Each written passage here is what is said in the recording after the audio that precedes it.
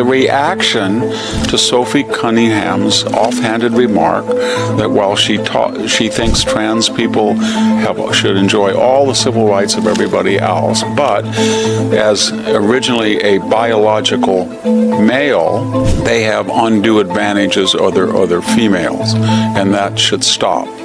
Well, what was the reaction?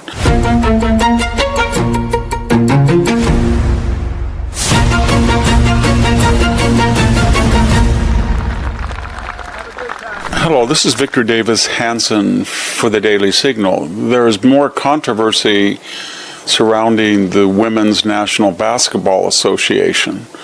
Remember, the WNBA is owned by the NBA, and for years it had not shown a profit. And it was a subsidy provided by the Men's National Basketball Association to the women's. And then something happened. Caitlin Clark, the star college player from Indiana, joined the Indiana Fever. Now, there was a problem there, to be candid, because shouldn't have been a problem, but apparently the Women's Basketball Association is 65 to 70% African American, and people have argued that it's also 35 to 40% gay. So you had a marquee player in Clark who is white and heterosexual joining a league which the American public didn't really, to be frank, pay much attention. Poor attendance, very meager TV revenues, almost no merchandising, just sort of an adjacent auxiliary charity, so to speak, of the NBA. And then everything changed. Clark turned out, as everybody expected, to be a superstar. Her games in Indiana are sold out. When she plays on the road, many of those games are played out. All of the players got a second look in the league, and their TV revenues, their merchandising contracts soared. People have estimated that if you look at the television revenue, the merchandising revenue, the attendance revenue, and the private contracts individual players use themselves in addition to the league revenue, that Caitlin Clark may have been responsible for a $1 billion surge in total league and individual revenues. So you think that she would be worshipped, but as we said before on one of our videos, she's been beat up, she's intentionally fouled, she's had flagrant fouls, and the general impression that the public has after watching this is that she is a target because of envy and jealousy, that she gets so much public attention and media attention that the other players who feel they've been in the league longer have been neglected. Bottom line is they can't think rationally and strategically that they are flying in private jets, they have enhanced conditions to play, they get more money, they get more attention because of Caitlin Clark. All they can focus on is she is white, she is heterosexual, she gets too much attention, and that is the subtext that we're not supposed to discuss around the league. Now there's a new controversy, hence this video. Sophie Cunningham, kind of a statuesque, blonde, beautiful, white, heterosexual team player and fellow player on the Indiana Fever. She's the protector, in basketball terms or parlance, of Caitlin Clark.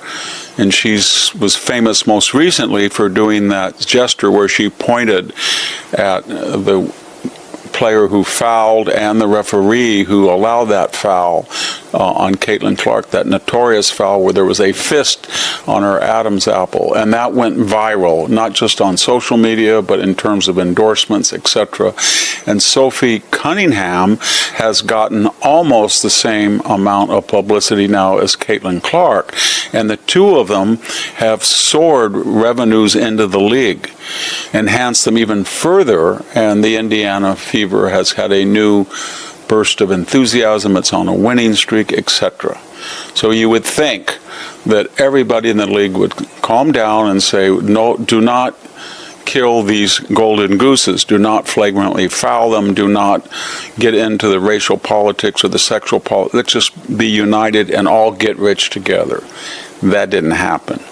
Sophie Cunningham said, when asked in an interview what was her attitude about biological male-transsexual athletes participating in female sports. And of course she said she thinks girls should participate, biologically determined women, not men who have that are transgender. Now that is not a controversial view.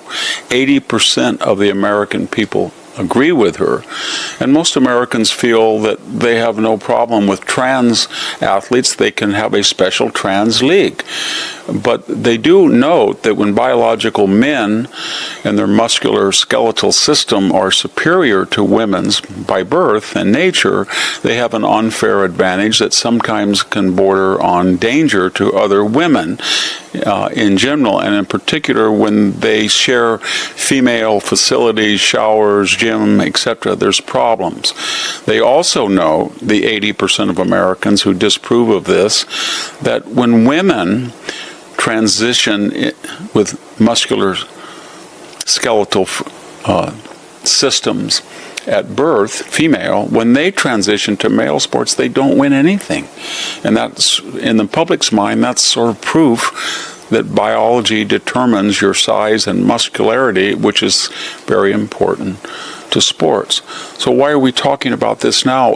The reaction to Sophie Cunningham's offhanded remark that while she thinks trans people should enjoy all the civil rights of everybody else, but as originally a biological male, they have undue advantages over females, and that should stop. Well, what was the reaction? Two fans went to a game and they had various signs suggesting that they supported Sophie. What's so wrong with that? But what happened was almost amazing. The Seattle Storm's co-owner of the franchise, and by the way, all of these franchises were losing money until Caitlin Clark came. But she came, walked over to the court, saw these two teenage girls, and started to berate them, cuss them, scream at them. This was the owner. She was only suspended for 5 days. Everybody saw that.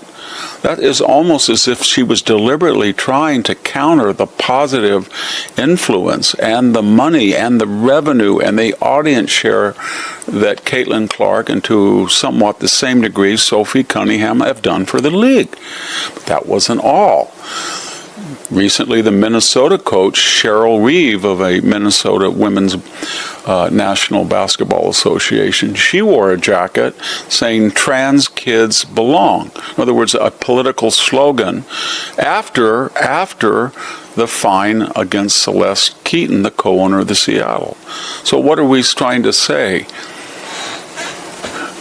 Whether it is Caitlin Clark who gets beat up periodically by members of the Women's Basketball League, or it's Sophie Cunningham who is she got hit in the mouth the other day, she's starting to get beat up, and Sophie Cunningham is now targeted not just by the Women's Basketball Association's player, but by a coach and a co-owner.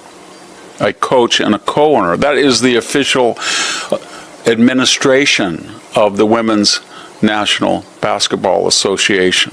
So let me sum up. We Americans, for the most part, if revenues are any indication, didn't know anything about the Women's National Basketball Association. It was irrelevant. Nobody cared about it, nobody liked it, nobody disliked it. It just didn't exist for most Americans. And then something happened. A brilliant player brought attention to it and enriched it and made it something that it was not. But as people started to come to the games and read about them and watch them and hear about it, they saw things that bothered them. In other words, that this league was racially obsessed.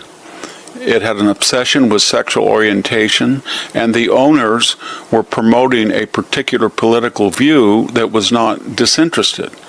And when two players had help enrich them, they couldn't even see their own advantage, whether at the player level or the administrative level. Bottom line, the more that the public sees the Women's National Basketball Association, the less they like it. They don't like the culture, not because it's gay or predominantly black, but because people in that league use that to discriminate and even harm other players, and the people who operate the league and own it either condone that chauvinism or promote it. This is a suicidal policy, and if they keep it up, it's going to return to its past irrelevance. Thank you very much. This is Victor Davis Hanson for the Daily Signal. Thank you for tuning in to the Daily Signal.